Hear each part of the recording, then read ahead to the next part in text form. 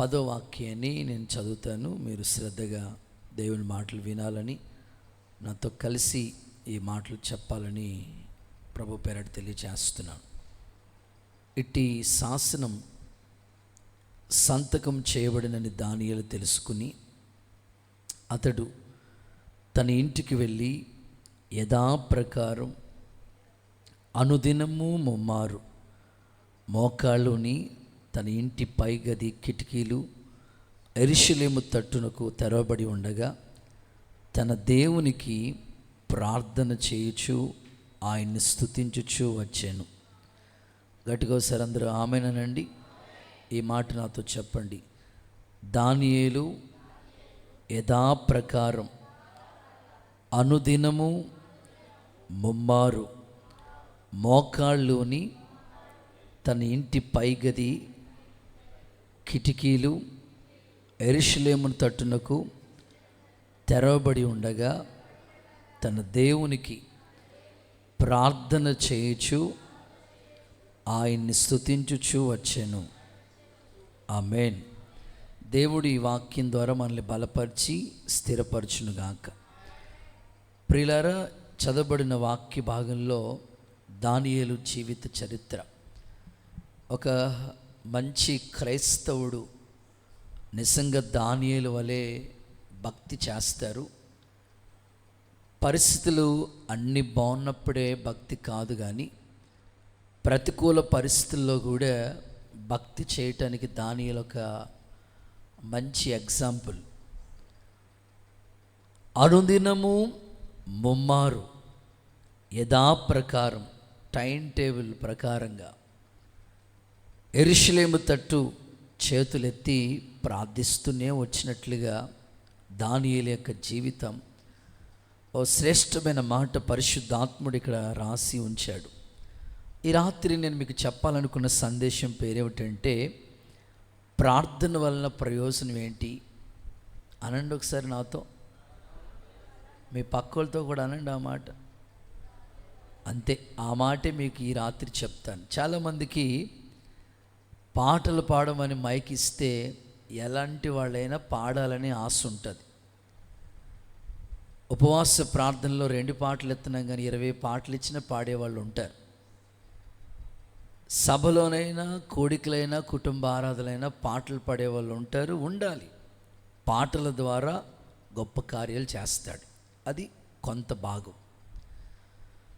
దేవుని సన్నిధిలో వాక్యం ఇంట్రెస్ట్గా చదివే వాళ్ళు ఉంటారు. సేవకులు రిఫరెన్స్ చెప్పాలే కానీ అసలు ఎక్కడెక్కడ ఏ రిఫరెన్స్ ఉందో వాళ్ళు కంఠస్థం చేసినంతగా బైబిల్ చెప్పినట్టునే చదివే బిడ్డలు ఉంటారు. అలా చదివే వాళ్ళు కూడా ఉండాలి కొంత భాగం. మరికొంతమంది సాక్ష్యాలు చెప్పేవాళ్ళు ఉంటారు దేవుని మందిరంలో. సాక్ష్యాల ద్వారా దేవునికి మహిమ. మరికొంతమంది పరిచర్య చేసేవాళ్ళు ఉంటారు. వాళ్ళు ఉండాలి, దేవునికి మహిమార్థమై.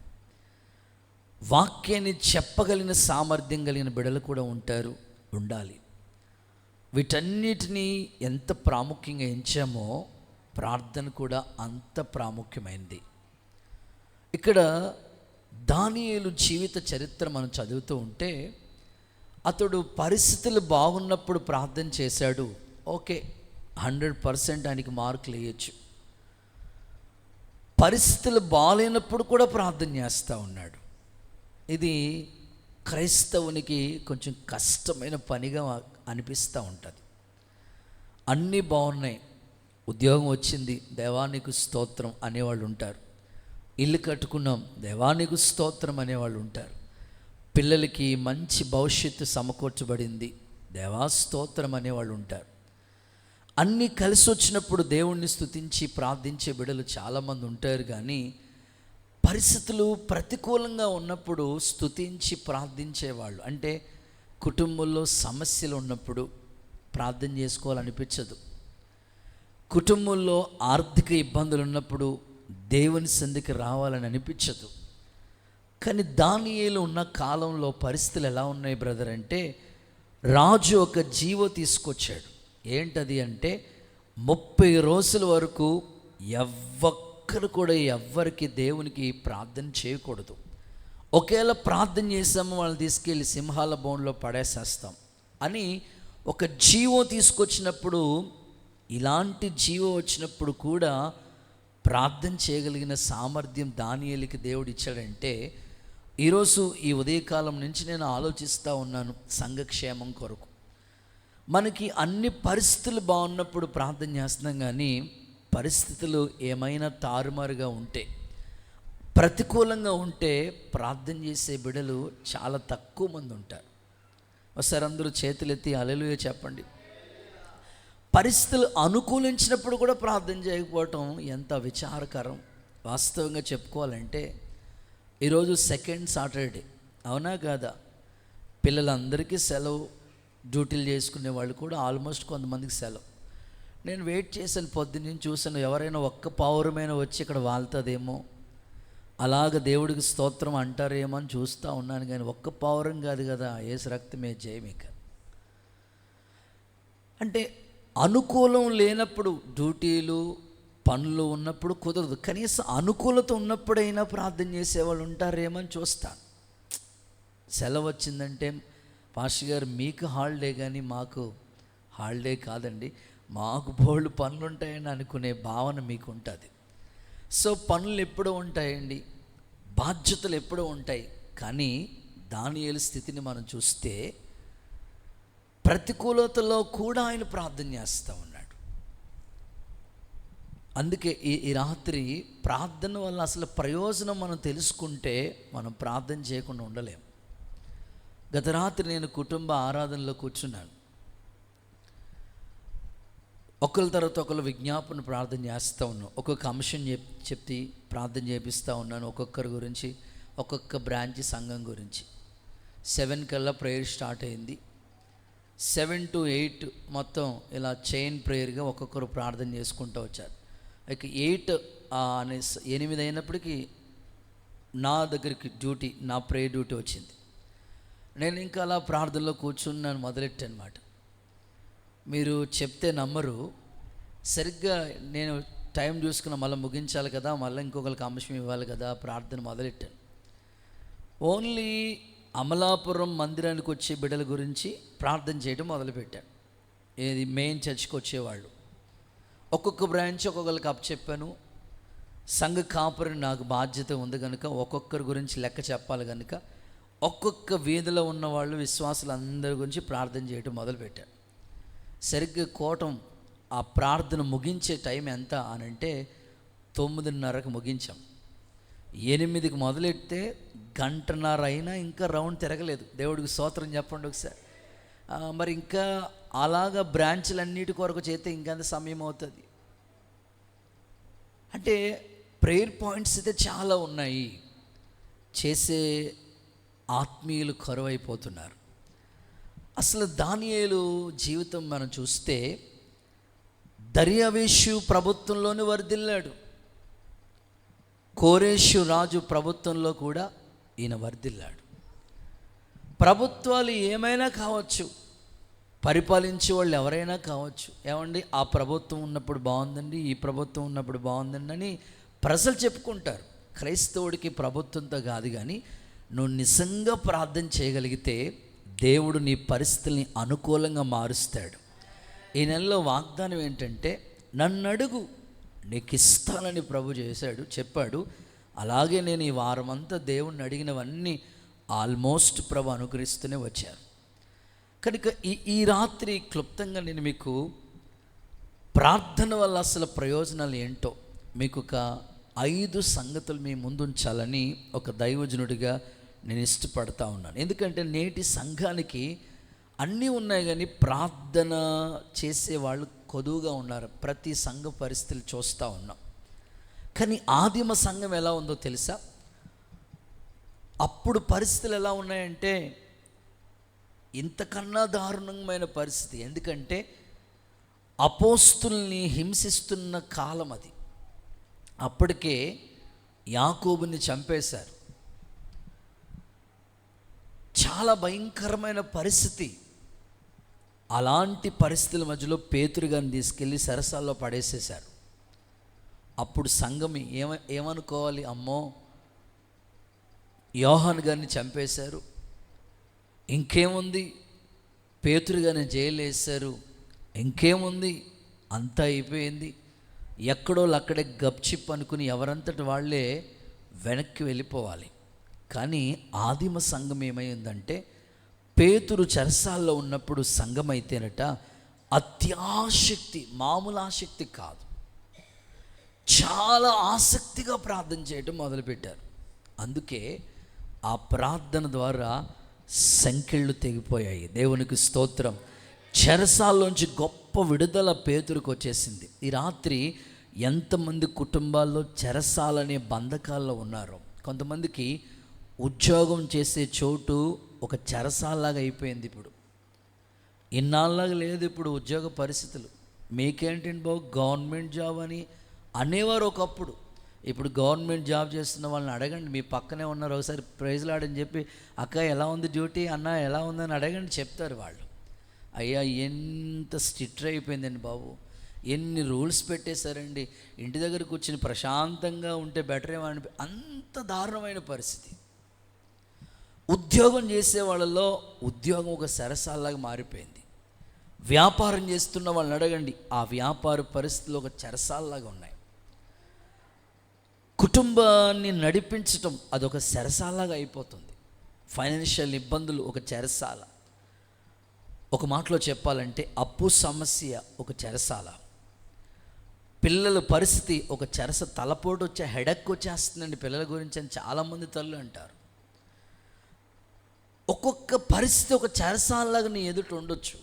అయితే ఆదిమ సంఘం ప్రార్థించినట్లుగా మనం ప్రార్థన చేయగలిగితే ఎలాంటి సంకెళ్ళైనా దేవుడు విడుదలిస్తాడు. ఈ రాత్రి సంఘానికి భారంతో ప్రార్థించే కృపను దేవుడు దయచేయనుగాక. చేతులు ఎత్తొక్కసారి హల్లెలూయా చెప్దామా?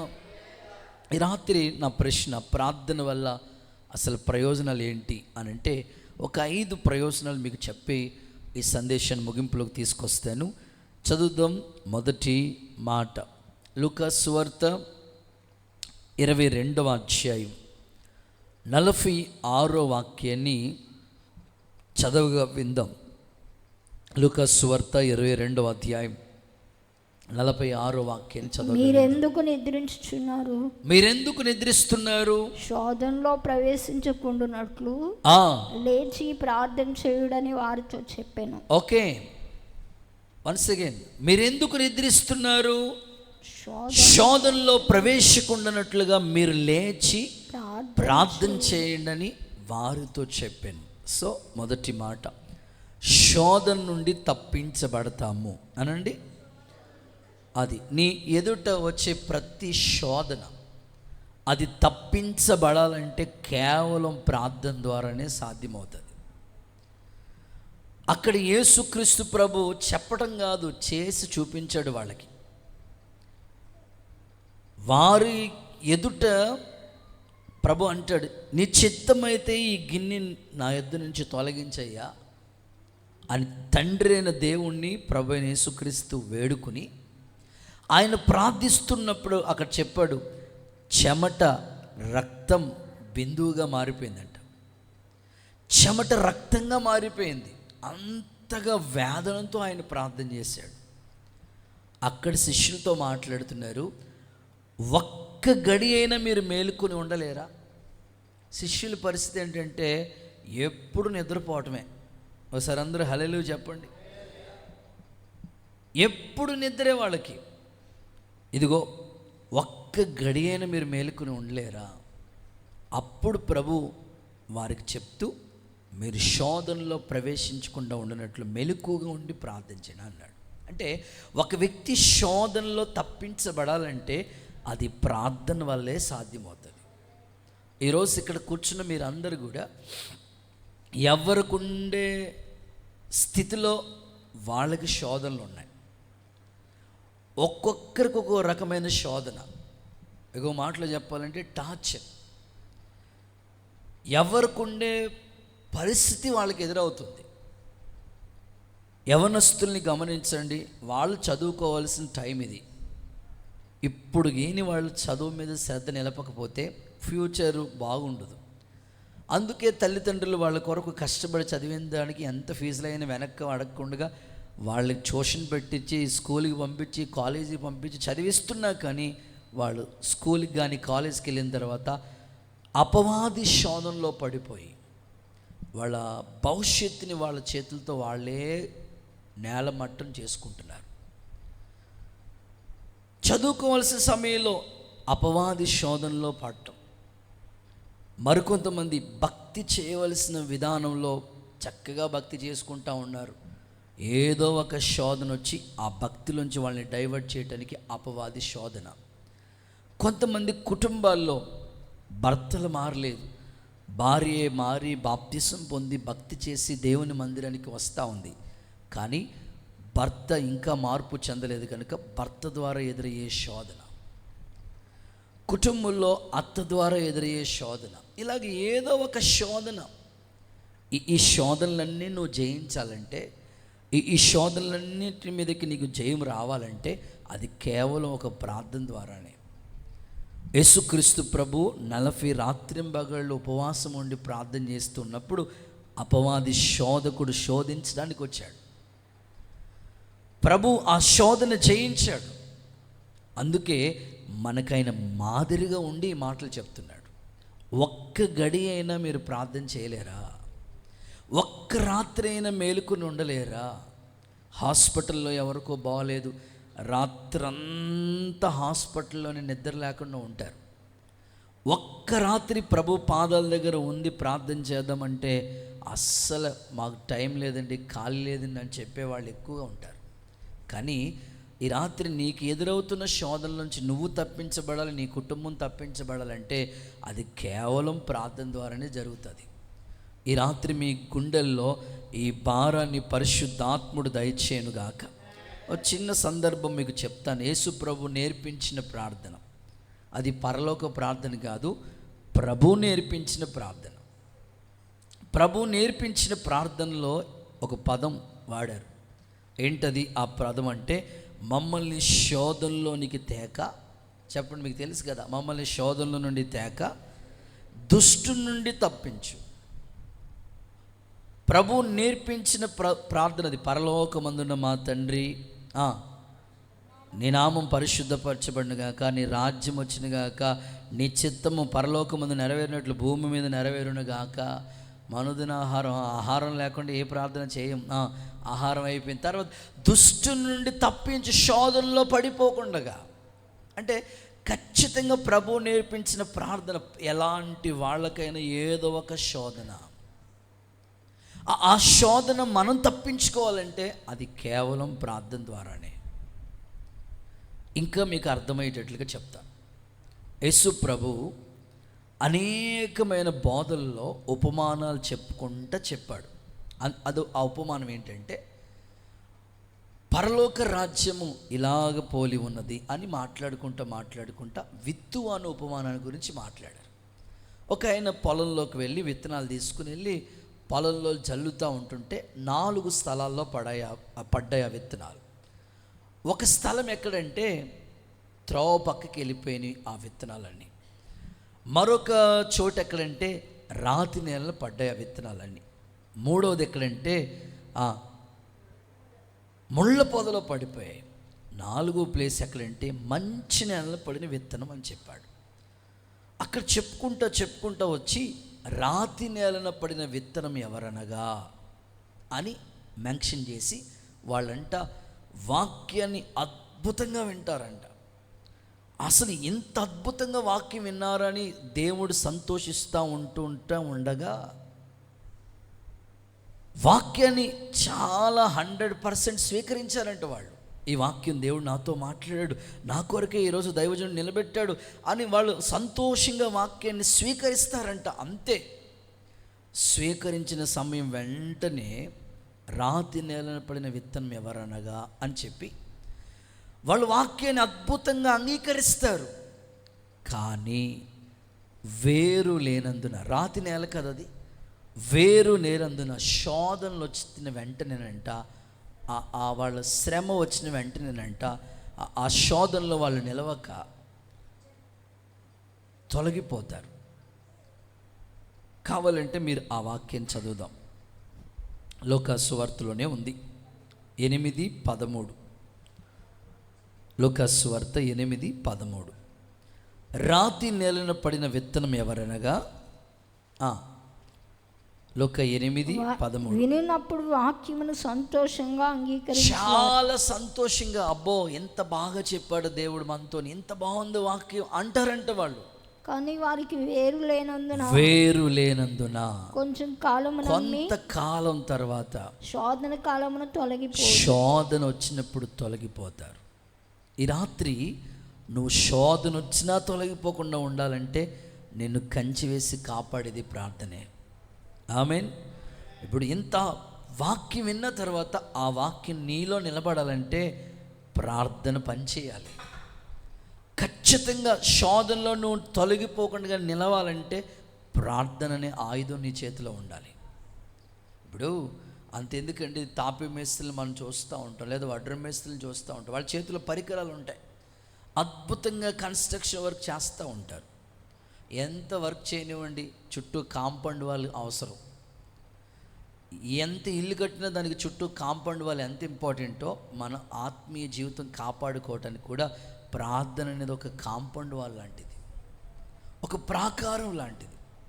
అందుకే మనం శోధించబడకుండా ఒకవేళ వచ్చిన శోధనలు మనం జయించడానికి ప్రభు అంటారు కదా, శోధన తప్పించుకోవడానికి ఒక మార్గం ఆల్రెడీ రెడీగా ఉందంటే ఆ మార్గం. నీకు ఏదైనా శోధన వచ్చిందనుకోండి, ఆ శోధన తప్పించుకోవడానికి ఒక మార్గం ఉందట. ఆ మార్గాన్ని నువ్వు తెలుసుకోవాలంటే నువ్వు ప్రార్థనలో ఖచ్చితంగా పోరాడాలి. ప్రభువే చెప్పేశాడు, శోధన వస్తుంది, అది తప్పించుకోవడానికి మార్గం కూడా ఉంది, అయితే నువ్వు మాత్రం ప్రార్థన చేస్తూనే ఉండాలి. ఇంకో మాట ఏమంటారంటే ప్రభు తాను ఎవరిని ఎక్కువగా శోధించాడు. ప్రభు నీకెంత శ్రమ భరించగలుగుతావో అంత శ్రమే అనుమతిస్తాడు. అయితే కొన్నిసార్లు ఈ శోధనలు తట్టుకోలేక ఎందుకు ఈ పాటలు అన్ను అనుకుంటావు. అలా కాదు.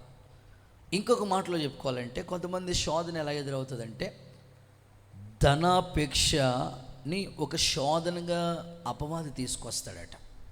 చూద్దాం. తిమోతికి రాసిన మొదటి పత్రిక 6వ అధ్యాయం 9వ వాక్యం చూడండి ఒకసారి. ధనవంతులవటానికి అపేక్ష అంటే ఆశతో ఎదురు చూసేవాళ్ళు శోధనలోను ఫస్టే వాళ్ళు ఎక్కడ పడతారు? శోధనలోను, ఉరిలోను అవివేకయుక్తములను హానికరములైన అనేక దురాశల్లోను పడతారు. అటివి మనుషులను నష్టంలోను నాశనంలోను ముంచివేయును. ఎందుకనగా ధనాపేక్ష సమస్త కిడులకి 6:9. ఫస్ట్ తిమోతి పత్రిక 6వ అధ్యాయం 9వ వాక్యం చూడండి. అక్కడ మాట్లాడుతూ ఏమంటున్నాడు? ఆ మాట ప్రారంభంలోనే ధనవంతులగుటకు అపేక్షించే వాళ్ళు ఫస్టే శోధనలో పడుతూ ఫస్టే వెళ్ళటం చెప్తా ఉంటారు. టికోట్ వేసాడండి బాబు అంటారు చూసారు, అది మాట. ఆ వెళ్ళటమే శోధనలో పడిపోతాడట. అంటే నేను అంటాను, అయ్యగారు డబ్బులు లేకుండా ఏం జరుగుతుందండి? అవునండి, అన్నిటికీ డబ్బులు కావాలి. బట్టలు, ఇల్లు, పిల్లల చదువులు, మెయింటెనెన్స్, కరెంటు బిల్లు, పాలు, కిరాణా, అన్నిటికీ డబ్బు కావాలి. ఓకే, అయితే నీకు ఎంత కావాలో అంత కష్టపట్టలో తప్పులేదు, కానీ దానికన్నా ఎక్కువగా అపేక్షించి, అంటే ఎక్కువ అపేక్షించి దానివల్ల శోధనలో పడిన వారు ఎందరో ఉన్నారు. అందుకే ప్రభు చెప్తున్నాడు చూడండి, వాక్యాన్ని అంగీకరిస్తున్నారు, వేరు లేనందువల్ల శోధనలో పడుతున్నారు. వాక్యాన్ని అంగీకరిస్తున్నారు, ధన అపేక్ష ఉండడం వల్ల వెళ్ళి శోధనలో పడుతున్నారు. ఈ శోధనలన్నీ నువ్వు జయించగలగాలంటే నీకు మోకాళ్ళ ప్రార్థన చాలా అవసరం. ఎందరో గొప్ప వాళ్ళే శోధనలో పడి ఇంక లేవలేని పరిస్థితి. కానీ ఈ రాత్రి ప్రభు నీకు చెప్తున్నాడు, నీకు ఎదురవుతున్న శోధన ఏదో నీ అంతరాత్మకు తెలుసు. వాక్యం నీతో మాట్లాడుతున్నప్పుడు నీకు అర్థమవుతూ ఉంటుంది. అయితే ఈ శోధన నేను జయించలేకపోతున్నాను అనే ప్రాబ్లంలో నువ్వు ఉంటే దాన్ని జయించుట కొరకు ఒక ప్రార్థన అనే ఒక ఆయుధం దేవునికి ఇచ్చాడు. ఒకసారి అందరూ చేతులెత్తి హల్లెలూయా చెప్పండి. ఒక చిన్న ఉదాహరణ చెప్తాను, మీకు బాగా అర్థమవుతుంది. ఒక ఆయన రాజుగా ఉన్నాడు. ఆయనకి ఉండే ఒక మంచి అలవాటు ఏమిటంటే, దేవుని పాదాల దగ్గర ప్రార్థన చేయకుండగా ఫస్ట్ ఆయన నిద్ర లేచిన వెంటనే ఉదయకాలమే స్తోత్ర ప్రార్థన చేసుకుని దేవుని పాదాల దగ్గర ప్రార్థన చేయకుండగా ప్రజలతో పొరపాటును కూడా మాట్లాడండి. రాజుగారు కదండి, న్యాయం కోసమని ప్రజలు వస్తారు. పొరపాటున రాజుగారు ప్రజలతో మాట్లాడండి. ప్రార్థన చేసుకోకుండా సింహాసనం మీద కూర్చోడంట. ప్రార్థన చేసుకోకుండా ఇంట్లో భార్యతో కూడా మాట్లాడంట. పిల్లల్ని కూడా పలకరించడంట. తన రాజే కానీ ప్రార్థన చేసుకోకుండా ఏ పని స్టార్ట్ చేయడంట. అలాంటిది ఆ రాత్రి బాగా అలిసిపోయి ఉన్నాడు. ఎక్కడో ఏదో పని నిమిత్తం వెళ్ళాడు. ప్రజలందరికీ న్యాయం తీర్చి వచ్చినప్పటికీ బాగా ఆలస్యం అయిపోయింది. లేటుగా పడుకున్నాడు. లేటుగా పడుకున్నప్పుడు ఇక లేటుగా లేస్తారు కదా, ఇక లేటుగా పడుకున్నాడు. బాగా ఆలస్యం అయిపోయింది. లేటుగా లేచాడు. లేచిన వెంటనే బ్రష్ చేసుకుని ప్రార్థన చేసుకుందాం అనుకుంటున్నప్పటికీ ఆల్రెడీ ప్రజలు కాంపౌండ్ వాళ్ళ దగ్గర వచ్చేసి క్యూ కట్టేసి ఉన్నారు. డోర్ కొడుతున్నారు. సార్ అయ్యగారు ప్రజలు వచ్చేస్తారండి, వాళ్ళకి న్యాయం తీర్చండి. గబగబా వెళ్ళిపోలే, ప్రార్థన తర్వాత చేసుకుందామని అనుకుని గబగబా వెళ్ళిపోయి ప్రజల మధ్యలో కూర్చుని వాళ్ళకి న్యాయాలు తీర్చి వాళ్ళని ఒక్కొక్కరిని పంపించినప్పటికీ టిఫిన్ తీసుకొచ్చారు. టిఫిన్ కళ్ళ ముందుకు వచ్చింది. తిందాం అన్నప్పటికీ వెంటనే గుర్తొచ్చింది, అయ్యో రాత్రి ఆలస్యం అయిపోయింది, పడుకోవటం, ఉదయకాలమే ప్రార్థన చేయకుండా ప్రజలతోనే కూర్చున్నాను, అయ్యో అని అనుకుని ఆ టిఫిన్ అలాగే ఉంచి జస్ట్ గదిలోకి వెళ్ళి 10 నిమిషాలలో ప్రార్థన చేసుకుని వచ్చే లోపల ఆ యొక్క టిఫిన్లో ఒక చిన్న సాలి పురుగు ఏదో పడ్డదట. అంతే, ఏదో పురుగు పడిపోయింది, టిఫిన్ వద్దులే, ఇది కుక్కకి పెట్టేసేయండి అని చెప్పాడు. సరే హ్యాండ్ వాష్ చేసుకుని ఇంకా మళ్ళీ టిఫిన్ రెడీ చేద్దాం అన్నప్పటికీ లోపల అలాగ చేతులు కడుక్కుంటున్నప్పటికే ఆ కుక్క తిన్నది అక్కడికక్కడే నొగర్లు పడి చనిపోయింది. విచిత్రమైన సంగతి ఏంటంటే, ఆ రాజుని చంపాలని దాంట్లో విషం కలిపేశారు. అయితే ఆ 10 నిమిషాల సమయం ప్రార్థన చేసుకోకుండా నేను ఏది చేయకూడదని మళ్ళీ వెంటనే గుర్తొచ్చి ఆగి వెళ్ళి ప్రార్థన చేసుకోవటం వల్ల ఆపద నుంచి తప్పించబడ్డాడు. చప్పట్లు కొడుతూ ఒకసారి యేసయ్యకు మహిమ చెల్లిద్దాం. ఈ రాత్రి నేను చెప్పగలిగింది, నీకు ఎదురవుతున్న ఏ ఆపదైనా, ఏ శోధనైనా కావచ్చు. కొంతమందికి శోధన అంటే ఉద్యోగం చేసే చోట్ల చుట్టూ ఉంటారు శత్రు కార్యాలు. వీళ్ళు నీతి న్యాయంగా దేవుని నమ్ముకున్నాం కదా, యథార్థంగా ఉంటే వాళ్ళు క్వైట్ ఆపోజిట్లో పనిచేస్తూ ఉంటారు. అప్పుడు నీ మీద వాళ్ళ ప్రభావం ఎక్కువగా ఉండి ఏదో విధంగా నిన్ను కిందకి తొక్కాలని, లేకపోతే నీ మీద సాడీలు చెప్పాలని, ఏదో విధంగా నిన్ను డైవర్ట్ చేయాలని వాళ్ళు ఎన్నో ప్లాన్స్ వేసుకుంటారు. నీకు ఎదురయ్యే ఆపద, నీ పిల్లలకి ఎదురయ్యే ఆపద, నీకు ఎదురొచ్చే ప్రతి శోధనను తప్పించుకోవాలంటే అది ప్రార్థన ద్వారానే జయించగలం. పరిశుద్ధాత్ముడు ఈ రాత్రి అలాంటి కృప మీకు అనుగ్రహించును గాక. రైట్, రెండో మాటలోకి వెళ్ళిపోతాం. సెకండ్ వన్, ప్రార్థన వల్ల ప్రయోజనం ఏంటయ్యా అని అంటే రెండో మాట చెప్తా. ఇర్మియా గ్రంథం 31వ అధ్యాయం 9వ వాక్యం చూడండి ఒకసారి. ఇర్మియా 31:9. వారు ఏడ్చుచూ వచ్చేదారు, వారు ఏడుస్తూ వస్తారు, వారు నన్ను ప్రార్థించుచుండగా, వాళ్ళు నన్ను ప్రార్థన చేయుచు ఉండగానే నేను వారిని నడిపించుదును, వాళ్ళని నడిపిస్తాను. వాళ్ళు త్రొట్టిల్లకుండగా చక్కగా పోవు బాటను నీళ్ల కాలువల యొద్ద వారిని నడిపించును. చూడండి, సందర్భాన్ని మరి చూస్తే చాలు. ఆ సందర్భాన్ని మీరు చూస్తే వారు నన్ను ప్రార్థన చేస్తూ ఉంటారు, వారు నన్ను ప్రార్థన చేస్తూ ఉండగా నేను వారిని నడిపిస్తూ ఉంటాను. సో రెండవదిగా, నువ్వు ప్రార్థన చేయటం వల్ల నీకు కలిగే ప్రయోజనం ఏంటయ్యానంటే నడిపించబడతాం అనండి. సో మన జీవితం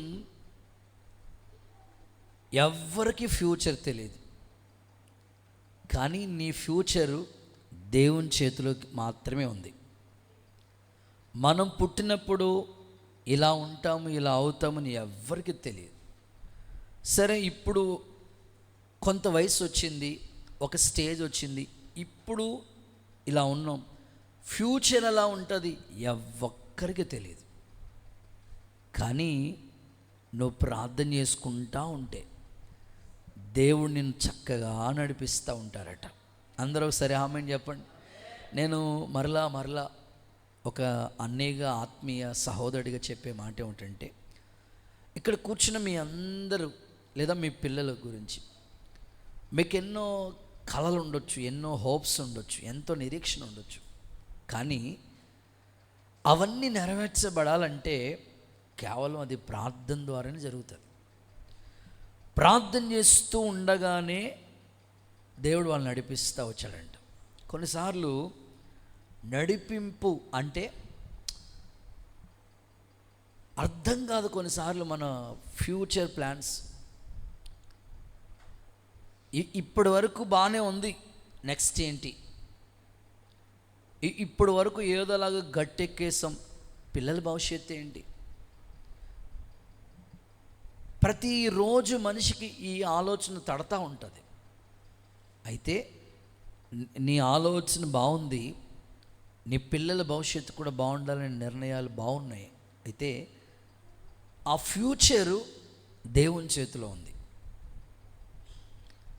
సందేహమే లేదు. మీరు ఈ వారంలో చూస్తే 2 బస్సు ప్రమాదాలు జరిగినాయి. మీరు అందరూ అప్డేట్లో ఉంటారు కాబట్టి నేను పెద్దగా ఎక్స్ప్లెనేషన్ చేయక్కర్లేదు. అందులో ఒక్క ఫ్యామిలీలోనే 3, ఆ తండ్రి గారికి 4 కూతుర్లంట, 3 కుమార్తెలు కూడా వాళ్ళకి చదువు అంటే చాలా ఇంట్రెస్ట్ అండి. పుస్తకాల పురుగు మాట వాడు. వాళ్ళ ఫ్రెండ్ పెళ్ళికి వచ్చారంట, వాళ్ళ వీధిలో వెళుతూ ఉన్నారు ఆ బస్సులో, అంతే 3 ఒకేసారి చనిపోయారు. వాళ్ళు ఏమన్నా అలా అనుకున్నారా, ఇలా అవుతుంది మా లైఫ్ అని? తెలీదు. కరోనాలో ఎంతోమంది చనిపోయారు.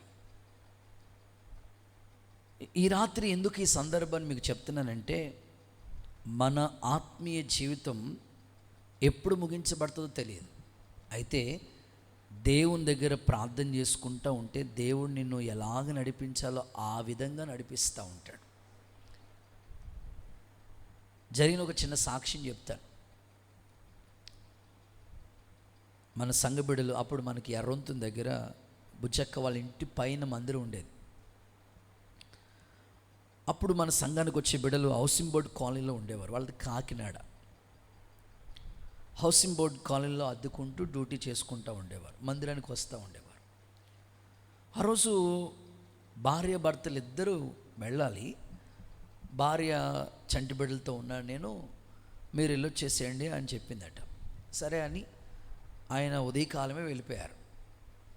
వెళ్ళి ఆయన ఏదో ప్రోగ్రాం ఆ పని చూసుకుని మరలా ఉదయకాలమే డ్యూటీకి వెళ్ళిపోవాలని హడావుడిగా హరీబరీగా రెడీ అయిపోయి, ఎంత లేట్ అయినా పర్వాలేదు, బస్సు దొరకపోయినా పర్వాలేదులే, లాస్ట్ బస్సు వెళ్ళిపోయినా పర్లేదు, లారీ ఎక్కేసి వచ్చేద్దామని అనుకుని నిలబడి ఉన్నారండి లారీ కోసం. వచ్చింది లారీ, ఆపాడు, ఎక్కుదాం అనుకున్నప్పటికీ ఆపినోడికి ఏమైందో తెలియదు, మళ్ళీ అన్నే వెళ్ళిపోయాడు. అయ్యో బస్సు మిస్ అయిపోయింది, ఆఖరిగా ఈ లారీ కూడా మిస్ అయిపోయింది, ఎలా బాబు అనుకుని అక్కడే ఆ రోడ్డు మీద అలాగే ఉండి మనసులో ప్రార్థన చేసుకుంటాను. నేను ఉదయకాలం డ్యూటీకి వెళ్ళాలి, పిల్లల్ని స్కూల్కి తీసుకెళ్ళాలి, చంటిబిడ్డ ఉన్నారు అన్నీ చూసుకోవాలి, ఎలాగ అనుకుని అక్కడే ఉండి ప్రార్థన చేసుకుంటూ ఉంటుంటే ఇంకొక అరగంట తర్వాత ఇంకొక లారీ వచ్చిందట. సరే అది ఆపలేదు. ఇక వైజాగ్ నుంచి వచ్చే బస్సులు ఉంటాయి కాకినాడ నుంచి ఇటువైపుకి. సరే ఆ బస్సు ఆపితే ఎక్కారంట. ఆ బస్సు సరిగ్గా మన బట్నవేల్ జంక్షన్ దాటిన తర్వాత ఆ మన్నా చర్చి ఆ జంక్షన్కి వచ్చినప్పటికి చూస్తే తన ముందు ఒక ½ ముందు వెళ్ళిన లారీ కరెక్ట్గా అక్కడ యాక్సిడెంట్లో బోల్తా పడిపోయింది. ఆయన బస్సులో ఉండే దేవుణ్ణి స్తుతించారంట. ప్రభా, నువ్వు ఇంత చక్కగా నడిపిస్తావని నాకు అనుకోలేదు. వాస్తవంగా ఆ లారీలో నేను ఉండాలి. ఎంత అద్భుతంగా నువ్వు తప్పించావు ప్రభా, నీ నడిపింపుకే కృతజ్ఞతలయ్యా అని దేవుణ్ణి స్తుతించారట. ఎందుకు ఈ సాక్ష్యం చెప్తున్నానంటే, కొన్నిసార్లు మన ఆలోచనల విధానం ఇలా ఉంటుంది, కానీ దేవుడు నడిపించే విధానం మరొకలా ఉంటుంది. అందుకే నువ్వు ప్రార్థన చేసుకుంటా ఉండు. తప్పకుండా మీ ఇంటికి ఏ కోడలు రావాలో, మీ ఇంటికి ఏ అల్లుడు రావాలో, లేకపోతే మీ పిల్లలకి ఏ ఉద్యోగం ఇవ్వాలో, లేకపోతే మీ కుటుంబ పరిస్థితులు ఏ విధంగా మలచాలో ఆయనకు బాగా తెలుసు. తప్పకుండా దేవుడు మిమ్మల్ని నడిపించునుగాక. ఇశ్రాయేలు ప్రజల్ని ఎలా నడిపించాడండి ఆయన? పగలు మేఘస్తంభం, రాత్రి అగ్నిస్తంభం. ఎంత అద్భుతంగా నడిపించాడు దేవుడు. చూడండి, ఒక మాట చదివిస్తాను మీకు. కీర్తన 143వ కీర్తన 10వ వాక్యం చదవండి. 143వ కీర్తన నీవే నా దేవుడవు, నీ చిత్తానుసారంగా నీవే నా దేవుడు, నీ చిత్తానుసారంగా ప్రవర్తించుటకు నాకు నేర్పు. దయగల నీ ఆత్మ, అదిగో దయగలిగిన నీ ఆత్మ సమభూమి కలిగిన ప్రదేశాల్లో నన్ను నడిపిస్తూ ఉంటుంది. ఎంత చక్కగా అడుగుతున్నాడు. నీ చిత్తానుసారంగా ప్రవర్తించడం నాకు నేర్పించు అయ్యా. దయగలిగిన నీ ఆత్మ సమభూమి కలిగిన ప్రదేశంలోకి తీసుకెళ్తుంది నన్ను. నిజమే, మనందరి యొక్క ఫ్యూచర్ ఆయన చేతిలో ఉంది. తప్పకుండా ఈ రాత్రి ఈ ప్రార్థన కొడుకులో అడుగుపెట్టిన మీరు ధన్యులు. యేసు నామములో మిమ్మల్ని ఆత్మీయంగా దేవుడు నడిపించునుగాక. మీ ఫ్యూచర్ దేవుడు తప్పకుండా సిద్ధపరచునుగాక. ప్రత్యేకంగా సేవకులు, నేటి దినాల్లో సేవకులకి మంచి ఆత్మ నడిపింపు దేవుడు అనుగ్రహించి వారిని చక్కని దారిలో నడిపించునుగాక. చూడండి, కొన్ని ఉదాహరణలు చెప్తాను. ఫిలిప్పు అనండి, దేవుని ఏర్పాటులో ఉన్న దైవజనుడు. ఎంత చక్కని దేవుని నడిపింపు అంటే, ప్రతి ఆరాధనకి యెరూషలేముకు వెళ్తూ ఉండేవాడట మంత్రి. ఆరాధనకి వెళ్ళాలంటే యెరూషలేముకి రథం కట్టించుకుని వెళ్తూ ఉండేవాడు. దేవుడు ఎందుకు ఒకసారి చెప్పాడు ఫిలిప్పుతో, ఇదిగో ఒక మంత్రి ఆరాధన కోసం గాజా, యెరూషలేం ఈ మార్గాల గుండా వెళుతున్నాడు, నువ్వు ఒకసారి అక్కడ నిలబడు అని చెప్పాడు దేవుడు. వెంటనే ఆ మాటకు లోబడి అక్కడ నిలబడ్డాడు. నిలబడితే మంత్రి రథం కట్టించుకుని వెళ్తూ ఉంటుంటే ఆయన ఆపి, అయ్యా నువ్వు చదువుతుంది నీకు అర్థమవుతుందా అన్నాడు. నాకు బోధించేవాళ్ళు లేకపోతే ఎట్లా అర్థమవుతుంది? వెంటనే రథం ఎక్కి ఇద్దరు డిస్కషన్ చేస్తూ ఉంటుంటే వెంటనే అక్కడ నీళ్ళున్నే మంత్రికి బాప్తిసం ఇచ్చాడు. చూడండి, ఎంతోమంది శిష్యులు పరిచయం చేశారు, కానీ ఫిలిప్పు సేవ ఎంత గొప్పగా ఉందంటే ఒక మంత్రికి బాప్తిసం ఇచ్చే ధన్యత దేవుడు అతనికి ఇచ్చాడు. ఇది ఎలా సాధ్యమైందంటే దేవుని ఆత్మ నడిపింపు. ఇంకొక మాటలో చెప్పాలంటే అననీయ, సౌలు హింసకుడు, దూషకుడు, హానికరుడు, ఇలాంటి వ్యక్తికి బాప్తిసం ఇచ్చింది ఎవరంటే అననీయ. నా ప్రార్థన, మన పరిచర్య ద్వారా అనేకమైన వ్యక్తులు మారబోతున్నారు. దేవుడు ఒక ఆత్మ నడిపింపుతో ఈ సేవ నడిపించునుగాక. కొన్నిసార్లు మనం కూడా అనుకుంటూ ఉంటాం, దేవుడు ఎందుకు ఈ విధంగా నడిపిస్తూ ఉన్నాడు, దేవుడు ఎందుకు తన ఆలోచనలో మనల్ని ఇలా నలుపుతున్నాడు అనిపిస్తూ ఉంటుంది. కానీ దేవుని ఉద్దేశం ఒకటి ఉంటుంది. ఒక దైవజనుడు ఇలా చెప్తూ వచ్చారండి, ఏమనంటే మన కన్ను లేకపోతే మన వేలి ముద్ర ఇలాంటి పోలిక వేరొకరికి ఎవరికి లేదు. ఉందా? ఎవరికైనా మ్యాచ్ అవుతుందా? మీ ఏలు ముద్ర ఎవరికైనా మ్యాచ్ అవుతుందా? ఒక్కరికి మ్యాచ్ అవుతుంది. ఒకవేళ ఫేస్ కట్స్ ఈక్వల్గా ఉండొచ్చేమో, కానీ ఏలు ముద్రలు ఎవరికి మ్యాచ్ అవ్వదు. ఇన్ని కోట్ల మంది ఉన్న ఈ భూప్రపంచం మీద దేవుని క్రియేషన్, దేవుని యొక్క సృష్టి, దేవుని నిర్మాణంలో మనిషిని ఎంత అద్భుతంగా దేవుడు చేశాడు కదా.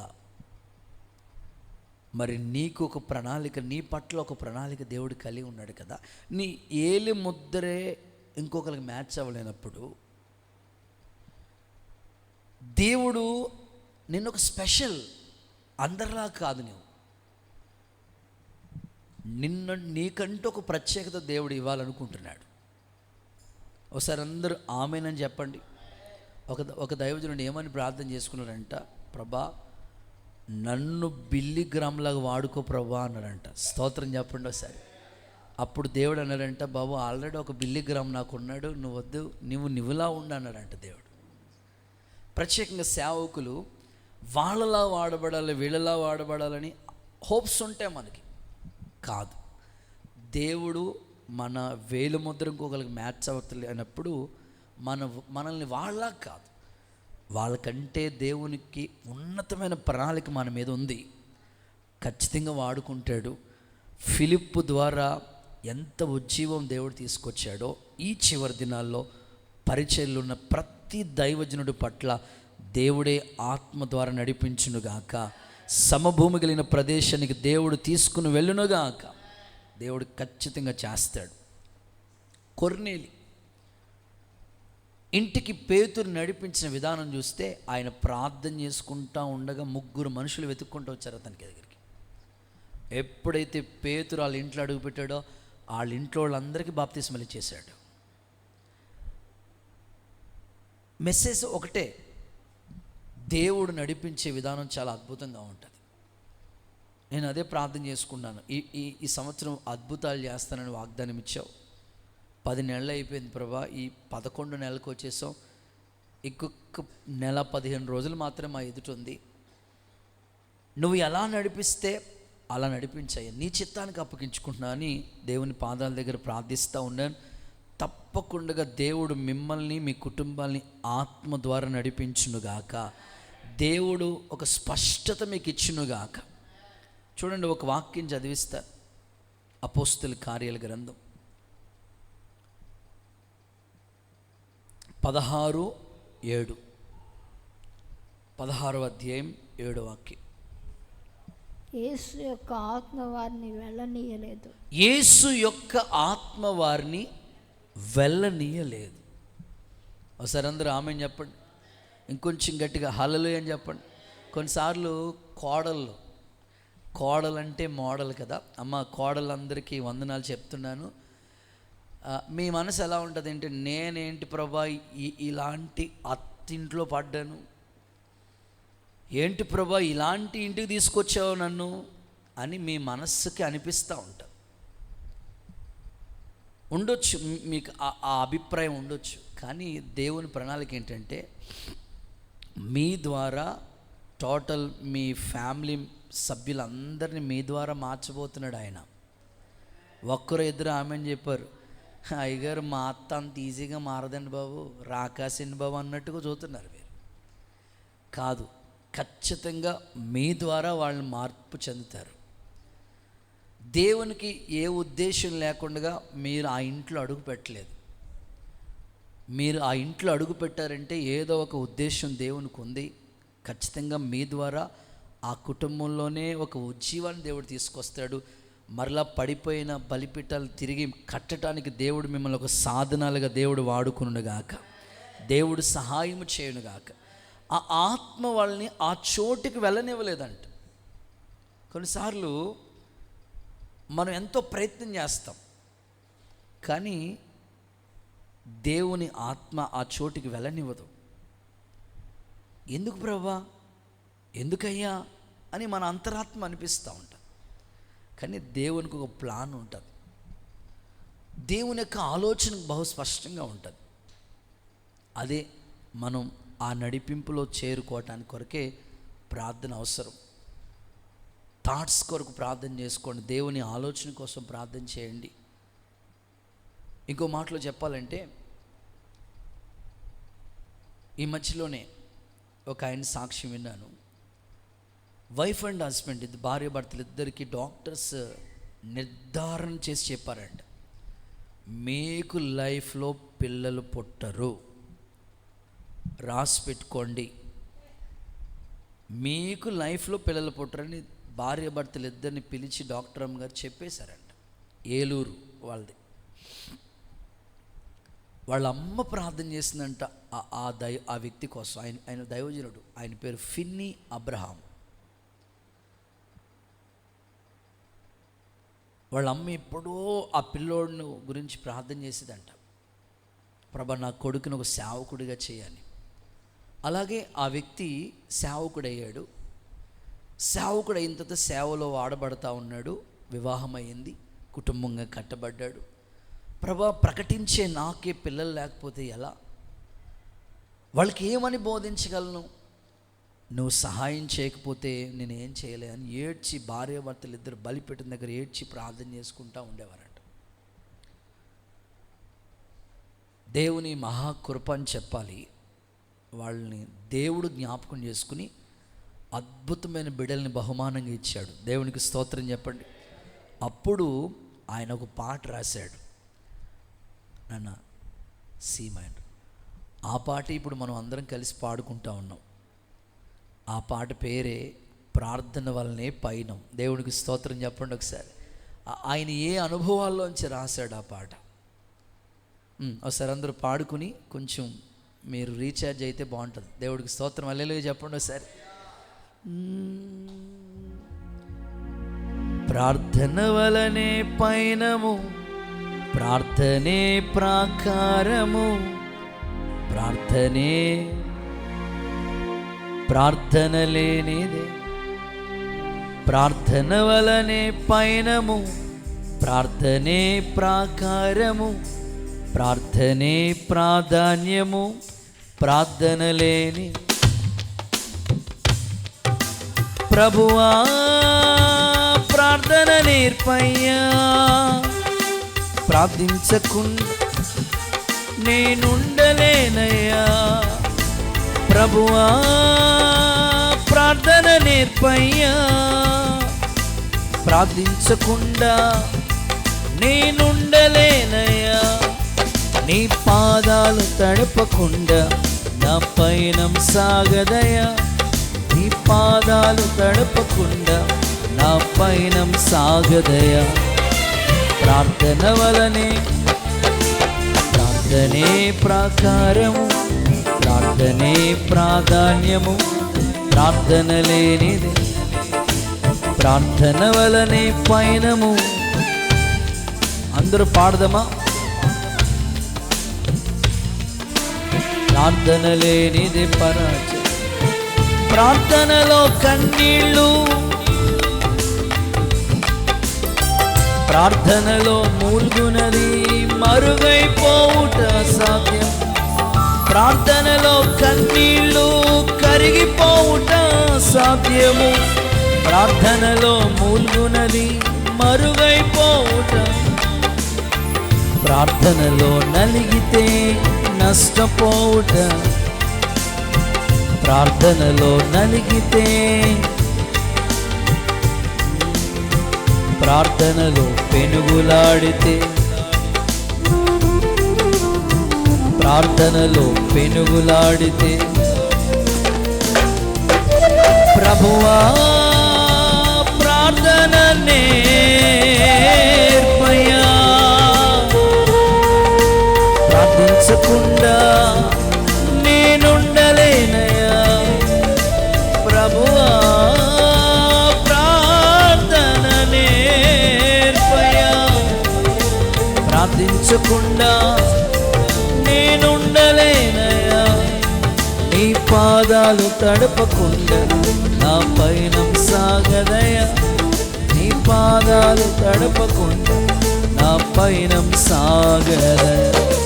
ప్రార్థన వలనే, ప్రార్థనే ప్రాకారము, ప్రార్థన లేనిదే పరాజయం. హల్లెలూయా. హన్నా చేసిన పని కూడా అదే కదండి. దేవుని పాదాల దగ్గరికి వచ్చి ఏడ్చి ప్రార్థన చేసింది. సమూయేలుని ఇచ్చాడు దేవుడు. ఆ తల్లి ఎంత ప్రార్థన పరులలో కొడుకు కూడా ప్రార్థన చేసేవారి లిస్టులో కొడుకు పేరుందండి. నేను ఎప్పుడు చెప్తా ఉంటాను, తల్లిదండ్రులను బట్టి పిల్లలు కూడా ఉంటారండి. తల్లి మంచి ప్రార్థన పరురాలైతే పిల్లలు ప్రార్థన పరులు అవుతారు. హన్నా పిల్లలు లేక దుఃఖంతో వచ్చింది, దేవుని పాదాల దగ్గర మందిరంలోకి వచ్చి నడిపించబడింది. అద్భుతం. కొడుకునిచ్చాడు. ఆ కొడుకు కూడా ప్రార్థన చేసేవాళ్ళ లిస్టులో ఆయన పేరు ఉంది. ప్రార్థన చేసేవారి పేరులో సమూయేలు ఉండేను అనే మాట ఉంది. నేను అంటాను, దేవుడు నడిపించే విధానం చాలా అద్భుతంగా ఉంటుంది. తప్పకుండా దేవుడు మీ కుటుంబాన్ని నడిపించునుగాక. రైట్, మూడో మాటలకు వస్తా. థర్డ్ వన్, ప్రార్థన వల్ల కలిగే ప్రయోజనం ఏంటి అంటే యాకోబు పత్రిక 5:15. యాకోబు పత్రిక 5వ అధ్యాయం 15వ వాక్యాన్ని ఒకసారి చదవగా విందాం. విశ్వాస సహితమైన ప్రార్థన ఆ రోగిని స్వస్థపరచును. చాలు. మూడవది, స్వస్థత కలుగుతుంది. విశ్వాస సహితమైన ఆ ప్రార్థన ఆ రోగిని స్వస్థపరుస్తుంది. అంటే ప్రార్థన వల్ల నీకు కలిగే మరొక ప్రయోజనం ఏంటంటే ఖచ్చితంగా నీకు స్వస్థత. నీ శరీరంలో ఏదో ఒక బలహీనత నిన్ను బాధపెడతా ఉంటుంది. కొంతమందికి మోకాళ్ళ నొప్పు, అదొక బలహీనత. కొంతమందికి నడుము నొప్పు, అదొక బలహీనత. కొంతమందికి శరీరంలో దీర్ఘకాలికమైన వ్యాధులతో నలిగిపోతున్న వాళ్ళు ఉన్నారు. వీటన్నిటి మీద నీకు గొప్ప స్వస్థత కావాలంటే అదే గొప్ప మెడిసిన్, ఆయుధం ప్రార్థనే. ఖచ్చితంగా ఒక దైవజనుడిగా నేను చెప్పగలను, ప్రార్థన ద్వారా అనేకుల్ని దేవుడు బాగు చేశాడు. 12 సంవత్సరాలు, 18 ఏళ్ళు, 38 ఏళ్ళు వ్యాధులతో బాధపడిన వాళ్ళని దేవుడు అద్భుతంగా బాగు చేశాడు. ఈ రాత్రి నీ వ్యాధి నివారణ నీకు స్వస్థత కలుగునుగాక. నీ బాధ నివారణ నీకు స్వస్థత కలుగునుగాక. వాక్యంలో రాయబడి ఉంది, అరికాలు మొదలుకుని నడినెత్తి వరకంట స్వస్థత కొంచెమైనా లేదంట. ఏమండి, బాడీలో ఏదో ఒక చిన్న వీక్నెస్ ఉంటుంది, కానీ అసలు అరికాలు మొదలుకుని నడినెత్తి వరకు స్వస్థత కొంచెం కూడా లేదంటాడేంటి? అక్కడ ఏమని రాశాడు తెలుసా? ఎక్కడ చూసిన గాయాలే, పచ్చి పుండ్లే. అంటే మనుషులు చూడటానికి పైకి బాగానే ఉన్నారు, కానీ వాళ్ళ అంతరంగంలో ఎన్నో గాయాలు ఉన్నాయండి. పిల్లలు ఏమవుతారు, కుటుంబం ఏమవుతుంది, నా స్థితి ఏంటి, నా కుటుంబం, ఎన్నో గాయాలు. అరికాలు మొదలుకున్న నెత్తి వరకు గాయాలతోనే ఉన్నారంట.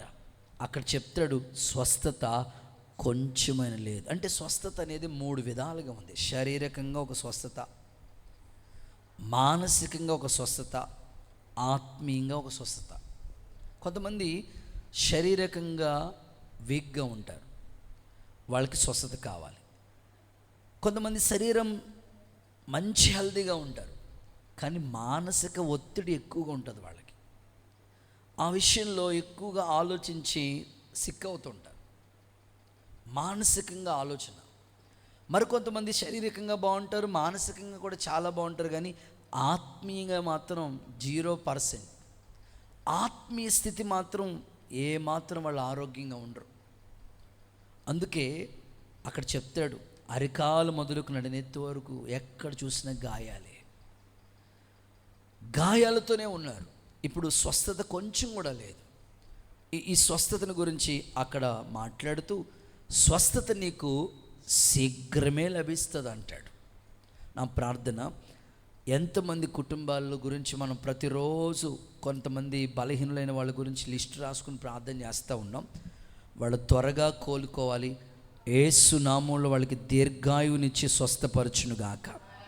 ఒక తండ్రిని తన కొడుకుని చదివించాడండి, చాలా బాగా చదివించాడు. అమెరికాకు పంపించాడు చదువు కోసం. కష్టపడి అక్కడ చదువుకున్నాడు, ఉద్యోగం చేశాడు. అక్కడికి వెళ్ళిన తర్వాత దేవుడిని తెలుసుకున్నాడు. తిరిగి ఇండియాకు వచ్చినప్పుడు వాళ్ళ నాన్నకి సువార్త చెప్పాలి, ఎలాగైనా చెప్పాలి అని కూర్చోబెట్టి, నాన్న నువ్వు నన్ను బాగా చదివించావు, నేను డాక్టర్ అయ్యి అంత స్థాయికి వచ్చాను, మంచి ఉద్యోగం చేస్తూ ఉన్నాను, నాకు ఏమి తక్కువ చేయలేదు, నా కోసం మీరు ఎంత కష్టపడి నలిగిపోయారు, బాగుంది, అంతా బాగుంది నాన్న, నేను నమ్ముకున్న దేవుడిని మీరు కూడా నమ్ముకోండి నాన్న అని ఆ పిల్లోడు ఆ నాన్నకి సువార్త చెప్తా ఉంటుంటే వాళ్ళ నాన్న సమాధానం ఎలా ఉందో తెలుసా? రే, నాకు ఏం తక్కువ అనరా దేవుడిని నమ్ముకోవాలి. ఒకసారి అందరూ హల్లెలూయా చెప్పండి. ఇప్పుడు అందరూ చెప్పే మాట ఏంటంటే, ఎవరినైనా దేవుడిని నమ్ముకోమంటే మాకేం తక్కువ అనండి దేవుడిని నమ్ముకోవాలి.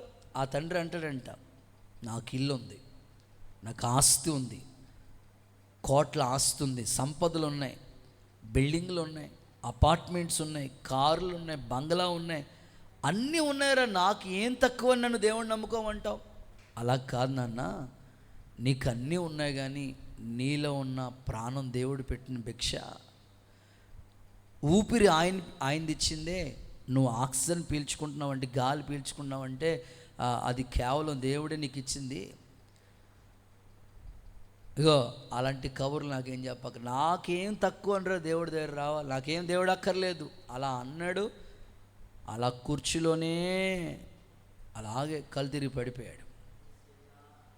హార్ట్ స్ట్రోక్ వచ్చింది, వెంటనే హాస్పిటల్ తీసుకెళ్ళాడు, వైద్యం జరిగింది.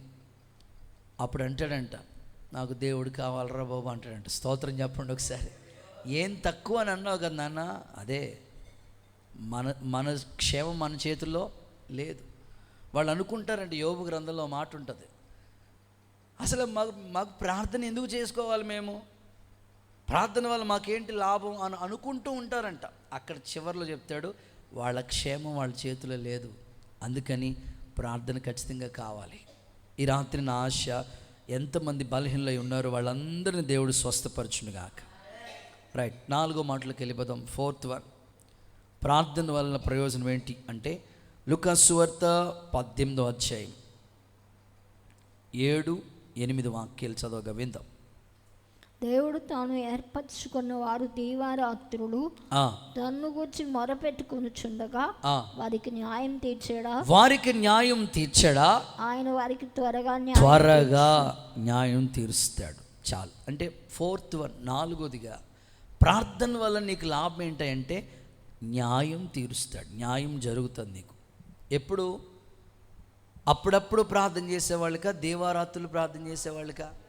అది కంటిన్యూగా నువ్వు ఒక అంశం పెట్టుకుని ఏదో ఒక టాపిక్ లేదా నీ నీడు, నీ అవసరత పదే అడుగుతున్నావు, ఏదో ఒక అవసరతో నువ్వు దేవుని దగ్గరికి వచ్చావు, దీవారాత్రులు ఆ మనసుతోనే నువ్వు దేవుని దగ్గర అడగాలట. కొంతమందికి స్థలాలు, కొంతమందికి పొలాలు, కొంతమందికి ఇళ్ళు, కొంతమందికి పెళ్ళి, కొంతమందికి సంతానం, ఇలా కొంతమందికి కొన్ని అవసరతలతో దేవుని దగ్గరికి వస్తారు. అయితే అడుగుతారు కానీ కొన్ని రోజులు అడిగి ఇంక విసుకొచ్చేసి, ఇంకా చేస్తే చేయ ప్రభా, లేకపోతే మానేసి అన్నట్టుగా ఉంటారు వాళ్ళు. అలా అంటూ కాదట, దీవారాత్రులు ప్రార్థన చేసే వాళ్ళకి దేవుడు ఖచ్చితంగా న్యాయం చేస్తాడంట. ఇక్కడ ఈ తల్లి అలాగే వచ్చి అడుగుతూ వచ్చింది. బైబిల్లో రాశారు, యెహోవా తన ప్రజలకి ఖచ్చితంగా న్యాయం చేస్తాడంట. ఇంకో మాట అంటాడు, దేవుడు అన్యాయం చేయుట అస్సలు నువ్వు కళ్ళలో కూడా అనుకోవద్దు.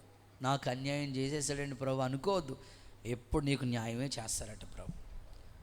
కొన్నిసార్లు మన మనసు ఎలా ఉంటుందో చెప్తాను. ఒకసారి అందరూ హల్లెలూయా చెప్పండి. అరే బాబు, how old are you? 10 years old. Okay, వాడికి 10 సంవత్సరాల వయసు అనుకోండి. వాడు వాళ్ళ నాన్న దగ్గరికి వచ్చి, నాన్న, డాడీ, నాకు బుల్లెట్ బైక్ కావాలి అన్నాడు అనుకోండి. వాళ్ళ నాన్న ఏమంటాడు చెప్పండి? ఏమని అంటాడు? ఒరే, నీ వయసు ఎంతరా? ఆ బండి అసలు నువ్వు ఎక్కగలవా? ఎక్కితే కాళ్ళు అందుతాయా నీకు? ఆ బరువు మోయగలుగుతావా నువ్వు? లేదు, నీకు ఎప్పుడు అవసరమో అప్పుడు కొంటానులే పో అంటాడు. కొన్నిసార్లు కూడా మన ప్రార్థన అవసరాలు ఎలా ఉంటాయంటే ఇలాగే ఉంటాయి. దేవుడికి స్తోత్రం చెప్పండి. అది అందుకోలేం, క్వాలిఫై అవ్వలేం. కానీ అడుగుతూ ఉంటాం దేవుడిని. దేవుడు అంటాడు, నీకు ఏ సమయానికి ఏది కావాలో నాకు బాగా తెలుసు. బైబిల్ ఇలా రాసింది కదా, తన ప్రార్థన చేసే వాళ్ళకి కృప చూపుటకు ఆయన ఐశ్వర్యవంతుడైన దేవుడు. అంటే కొన్నిసార్లు మనం అర్హత లేకుండా అడుగుతూ ఉంటాం దేవుణ్ణి. అది మనం అందుకోలేమని తెలిసి అడుగుతూ ఉంటాం. అలా కాదంట, అది మనకి అవసరమైతే ఖచ్చితంగా దేవుడు మనకి ఇస్తాడు. మనం దానికి యోగ్యులం కాకపోతే దేవుడు మనకు అది ఇవ్వడు. ఒక భౌతిక తండ్రే ఆడి వయసుకి తగ్గినట్లుగానే ఆ వస్తువు వాడికి ఇస్తాడు. పరలోకపు తండ్రి కూడా అంతే. నువ్వు ఏ విషయంలో అడుగుతున్నావో ఆ విషయంలో నీకు న్యాయపరమైన స్థితిలోనే దేవుడు నీకు చేస్తాడు. అంతేగాని దానికి మించి కొన్నిసార్లు మనం ఓవర్ ఎక్స్పెక్టేషన్తో అడుగుతూ ఉంటాం. దేవుడు అంటాడు, నువ్వు ఇంకా నీ మైండ్ ఇంకా ఎదగలేదు అని, నీకు అవసరమైనప్పుడు నేనే ఇస్తానులే అని నిన్ను వెయిట్ చేయమని ఎదురు చూడమని చెప్తా ఉంటాడు దేవుడు. కొన్నిసార్లు న్యాయం జరగట్లేదు అనుకోవద్దు. నీకు అవసరమైతే ఖచ్చితంగా అది దేవుడు నీకు ఇస్తాడు. యేసు నామములో కృప చూపించును గాక. చివరి మాట, ఆఖరి మాట చదివించి ప్రార్థన చేస్తాను. లూకా సువార్త 21:36. లూకా సువార్త 21:36. కాబట్టి జరగబోయే వీటన్నిటిని తప్పించుకుని మనిషి కుమారుని ఎదుట నిలబడుటకు శక్తి గలవారగునట్లు ఎల్లప్పుడూ మెలకుగా ఉండి ప్రార్థన చేయండి అని చెప్తున్నాడు ఇక్కడ. సో చివరిది, 5వది, ప్రార్థన వల్ల నాకేంటయ్యా ప్రయోజనం అయ్యగారు అని అంటే ప్రభు చెప్తున్నాడు, ఉగ్రతలో నుండి తప్పించబడతాం. ఆమేనండి. ఈ 24వ అధ్యాయం అంతా కూడా రాకడికి సంబంధించిన మాటలు మాట్లాడుతూ ఉంటారు. శిష్యులు వచ్చి అడుగుతారు, నీ రాకడికి గుర్తులేంటి, ఎప్పుడు వస్తుంది నీ రాకడ? ఒక్కోటి చెప్తూ ఉంటారు. జనం మీదకి జనం, రాజ్యం మీదకి రాజ్యం, యుద్ధాలు, కరువులు, భూకంపం ఇవన్నీ వస్తాయి. మరి విశ్వాసులు ఆ టైంలో ఎలా ఉంటారు? ఆ పరిస్థితుల మధ్యలో విశ్వాసుల స్థితి ఎలా ఉంటుంది అని అంటే వారి గురించి చెప్పాడండి ఇన్ఫర్మేషను. నాకే భలే ఆశ్చర్యం అనిపించింది. వాళ్ళ హృదయం అంట తిండి మత్తు ఐహిక విచారాలు, మందమతులైపోయి వాళ్ళకి రాకడ అకస్మాత్తుగా వాళ్ళ మీద కూరొచ్చినట్లుగా వస్తుంది. అందుకే జాగ్రత్తగా ఉండండి. ఆ దినం భూమి అంతటా అకస్మాత్తుగా వస్తుంది అని చెప్పి, వీటన్నిటి నుంచి నువ్వు తప్పించబడాలంటే మెలకుగా ఉండి ప్రార్థన చేయి. ఉగ్రతలోంచి, అంటే రాబోతున్న ఆ ఉగ్రత, ప్రభు రాకడ ఆర్భాటంతో, ప్రధాన దూత శబ్దంతో, దేవుని బోరతో ప్రభు రాబోతున్నాడు. మేఘాల మీదకి మనం ఎత్తబడే ఆ రోజు కొరకే మనం ఎదురు చూస్తున్నాం. అయితే ఆ దినం ఎప్పుడో మనకు తెలియదు. తెల్లవారుజామున వస్తాడా ప్రభు? తెలియదు. మిట్ట మధ్యాహ్నం వస్తాడా?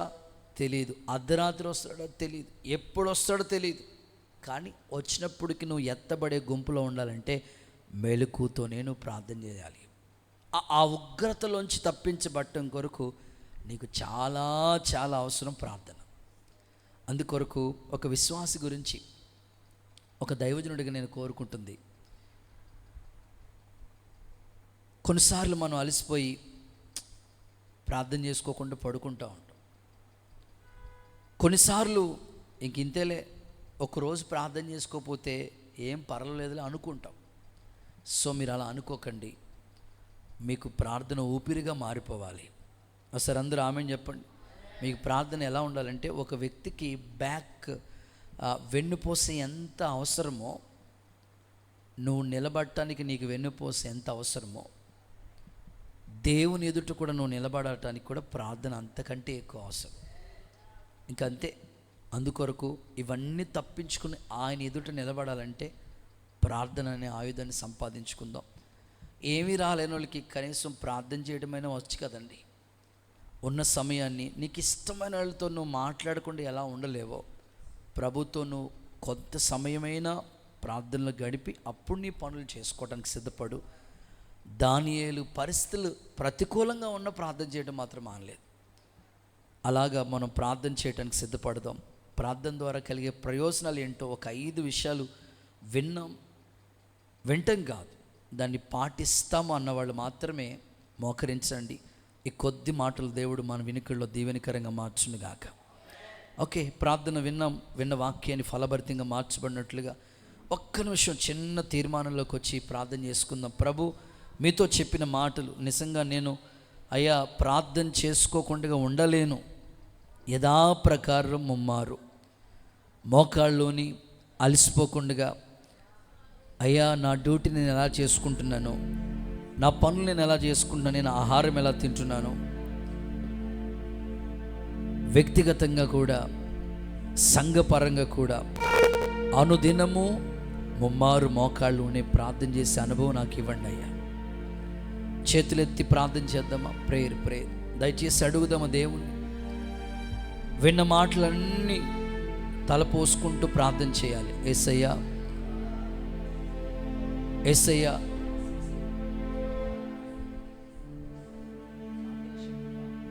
ప్రార్థన చేసుకుందాం, అడుగుదాం దేవుణ్ణి. యేసయ్యా, ఈ రాత్రి ఒక దానియేలు ప్రార్థన సింహాల గుహలోంచి తప్పించింది. నా ప్రార్థనను కూడా మీరు జ్ఞాపకం చేసుకోండి అయ్యా. కొన్నిసార్లు ప్రార్థన చేయలేకపోతున్నాను. ఒక్కరోజు ప్రార్థన చేసుకోకపోతే ఏం అవదులే అనుకున్నానయ్యా, కానీ ఈ రాత్రి మాకు చెప్పారు మీరు. మాకు ఎదురవుతున్న శోధన ఎందుకు తప్పించబట్టలేదో, ఈ శోధన తప్పించబడే ఆయుధం ఒక్క ప్రార్థనే. హల్లెలూయా. నీ ఇంట్లో ఎదురవుతున్న శోధనలకి, ఆ శోధనకి తప్పించే మార్గం చూపించిన దేవుడు. ప్రార్థన చేసుకో, అడుగు, దేవా నీ ఇంట్లో ఏ శోధన ఉందో ప్రార్థించబడాలి తండ్రి, సహాయం చేయి. ఓ నాయనా, నీ సహాయం ఇవ్వండి నాయన. ప్రార్థన వల్లే నేను నడిపించబడతాను ప్రభా. నా ఫ్యూచర్ ఏంటో నాకు తెలియదు, కానీ నువ్వు నడిపించేది ఒక్క ప్రార్థన వల్లే. మా భవిష్యత్తు మారుతుందయ్యా. ప్రార్థన వల్ల నీకు స్వస్థత, నీ శరీరంలో ఉన్న ఏ వ్యాధి అయినా ప్రభు బాగు చేస్తాడు. మొర్రపెట్టు. ఇదిగో ప్రార్థన వల్ల నీకు నిజంగా న్యాయం చేస్తాడు దేవుడు. రాబోయే ఆ ఉగ్రతలోంచి కూడా నువ్వు తప్పించబడతావు. ప్రభు ఇచ్చిన ఈ వర్తమానం అంతటి కొరకే 2 చేతులెత్తి స్తోత్రం చెబుదాం. హల్లెలూయా.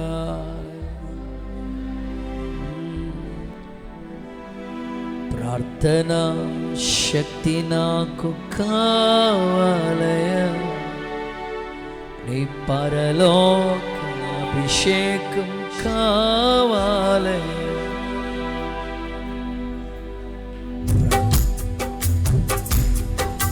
ప్రార్థన శక్తి నాకు, పరలోక అభిషేకం యేసయ్యా కావాలయా, కావాలయా యేసయ్యా కావాలయా, ఆత్మ అభిషేకం కావాలయా. ప్రార్థన కావాలయా, పరలోక కావాలయా.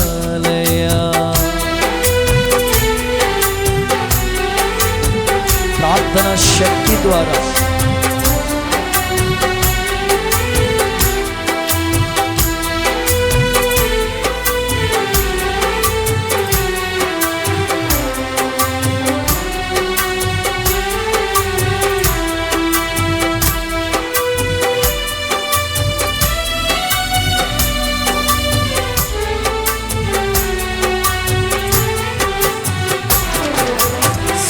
సింహాల గుహలోని దానియేలు శక్తి ఈ లోకంలో కావాలయా.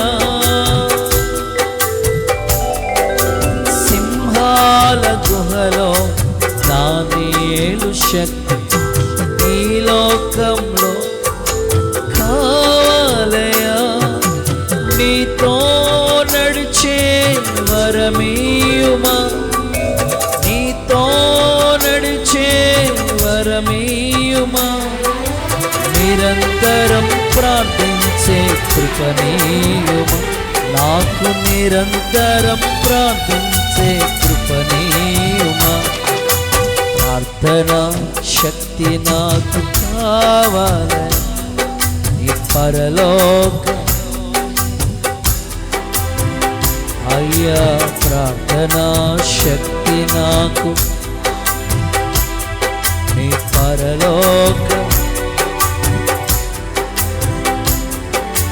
యేసయ్యా. నీ ఆత్మ యేసయ్యా కావాలయ్యా,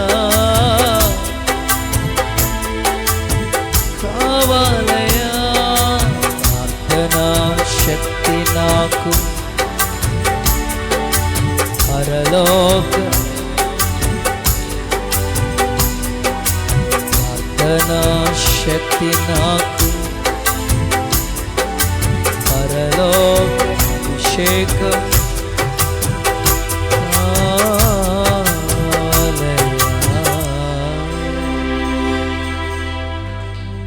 యేసయ్య మనకిచ్చిన ఈ వర్తమానం కొరకు చేతులెత్తి స్తోత్రం చెబుదాం. అనుదినము ముమ్మారు మోకాళ్ళు వేసి ప్రార్థించే అనుభవం మాకు ఇవ్వండి అయ్యా అని స్తోత్రాలు చెబుదాం. సంఘానికి ఆదిమ సంఘం వల్లే అత్యాశక్తితో ప్రార్థించే బిడ్డలు ఇచ్చినట్లు స్తోత్రం చెబుదాం. ప్రార్థన ద్వారా కలిగే ప్రయోజనాలన్నీ పొందినట్లు స్తోత్రం చెల్లిద్దాం.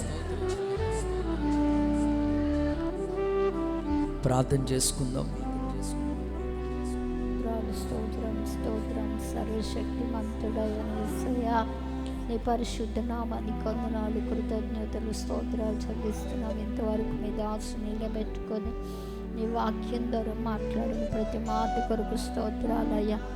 దానియేలు ప్రభువా యథా ప్రకారము ముమ్మారు మోకాళ్ళుని తన దేవునికి ప్రార్థన చేశాడని వాక్యం సెలవిస్తూ ఉంది ప్రభువా. ఎందుకు మేము నీ సన్నిధిలో ప్రార్థన చేయాలో, ప్రార్థన ద్వారా కలిగే ప్రయోజనాలను తెలియపరిచారు. దేవానికి స్తోత్రాలయ్యా. శోధన నుంచి మేము తప్పించబడడం కొరకు ప్రార్థన చేయాలని తెలియపరిచారు. శిష్యులు నిద్రపోతున్నప్పుడు మీరు శోధనలో ప్రవేశించుకున్నట్లు మెలకుగా ఉండి ప్రార్థన చేయండి అని తెలియపరిచారు. ప్రభువా మీకు స్తోత్రమయ్యా. దుష్టు నుంచి మేము తప్పించబడాలంటే మెలకుగా ఉండి ప్రార్థించే కృప బిడ్డలకు అనుగ్రహించండి దేవా. అలాగే నాయన వాక్యము వేరులో లేనందువల్ల ఆ వాక్యం దుష్టుడు ఎత్తుకుపోతాడని వాక్యం సెలవిస్తూ ఉంది. దుష్టుని ద్వారా కలిగే ఏ శోధన తప్పించబడాలి అంటే అయా ప్రార్థన ఉండాలని తెలియపరిచారయ్యా. నాయనా నీకు స్తోత్రాలు ప్రభువా. నీ బిడ్డలందరూ శోధన నుండి తప్పించబడడానికి సహాయం చేయండి. శోధన నుంచి తప్పించబడకు ఎల్లప్పుడూ ప్రార్థననే ఆయుధాన్ని ధరించుకోవడానికి సహాయం చేయండి ప్రభువా. మీకు స్తోత్రము నాయన. అలాగే నడిపించబడతామని తెలియపరిచారు ప్రభువా. ప్రార్థన ద్వారా సమభూమి గల ప్రాంతాలకు మమ్మల్ని నడిపిస్తారయ్యా. ఆత్మచేత మమ్మల్ని మీరు నడిపిస్తారయ్యా. నాయనా నీ ఆత్మ మమ్మల్ని వెళ్ళలేని ప్రదేశాలకు వెళ్ళనివ్వకుండా నడిపిస్తుంది తండ్రి. నిశ్చయముగా మీరు ఏ దిశగా నడిపించాలని ఉద్దేశించారో ప్రభువా అలాగున చేతులు పట్టుకుని నడిపించండి తండ్రి. మీకు వందనాలు. ప్రార్థన చేయడం ద్వారా అలాగున మేము నడిపించబడతాం దేవా. యేసు నామములో నీ బిడ్డలందరూ నడవవలసిన త్రోవలోనే నడిపించబడ్డానికి కృపనివ్వండి దేవానికి స్తోత్రాలు. అలాగే స్వస్థత కలుగుతుందని తెలియపరిచారు ప్రభువా. ఎదుగోనైనా ప్రార్థన ద్వారా అనేకులు స్వస్థతను మీరు కలుగు చేస్తున్నారు. విశ్వాస సహితమైన ప్రార్థన రోగిని స్వస్థపరుస్తుందని తెలియపరిచారు. ఎంతమంది బలహీనుల కొరకు వేడుకుంటున్నామో వారందరికీ స్వస్థత దయచేయండి. అలాగనే ఆయన అయ్యా న్యాయం తీరుస్తానని తెలియపరిచారు. అయ్యా పదే పదే దీవారాత్రులు మొరపెడితేనైనా నిశ్చయంగా న్యాయం తీరుస్తానని మాట్లాడారు. తండ్రి మీకు స్తోత్రం. అలాగే జరగబోవజల్లా తప్పించుకోవాలంటే నీ ఎదుట మేము శక్తిగల వారిగా నిలవాలి, పాత్రులుగా నీ ఎదుట మేము ఉండాలి అంటే ఎల్లప్పుడూ మెలకుగుండి ప్రార్థన చేసి ఉగ్రత నుంచి తప్పించబడతారని తెలియపరిచారయ్యా. నిశ్చయంగా మా బిడ్డలు అందరూ అలాగున నీ ఎదుట నిలబడడానికి పాత్రులుగా ఉండుట కొరకు ప్రార్థన చేసే అనుభవం దయచేయండి అయ్యా. ఎత్తబడిన వాక్కులు నీ బిడ్డలందరి హృదయాలలో ఫలభరితంగా మార్చండి అయ్యా. వాక్యం విన్న నీ బిడ్డలు ఇది మొదలుకొని ఎల్లప్పుడూ నీ సన్నిధిలో ప్రార్థించే అనుభవం దయచేయండి. విసుగుదల రానివ్వద్దు నాయన. నీ పాదాలు పట్టుకునేవారిగా బలపరచండి. ప్రార్థన వీరులుగా యోధులుగా రోధించేవారిగా బలపరచమని అడుగుచున్నాను తండ్రి. మీకు స్తోత్రాలు అయ్యా. ఈ రాత్రి నాయన మరలా ఎవరి గృహానికి వారు వెళ్తుండగా తోడయ్యండి. మరలా వేకుని లేచి నిన్ను ప్రార్థించి స్తుతించడానికి కృపనివ్వండి. ఉదయకాలం కొరకు మమ్మల్ని అందరినీ సిద్ధము చేయండి. యేసు నామాన్ని బట్టి ప్రార్థించి వేడుకొంచున్నాం తండ్రి, ఆమేన్. తండ్రి అయిన దేవుని ప్రేమ, కుమారుడైన యేసు క్రీస్తు కృప, పరిశుద్ధాత్ముని యొక్క అన్యోన్య సహవాసం చేరిన బిడ్డలకు సకల పరిశుద్ధులకు సదాకాలం దేవుడు తోడయుండి నడిపించును గాక. ఆమేన్.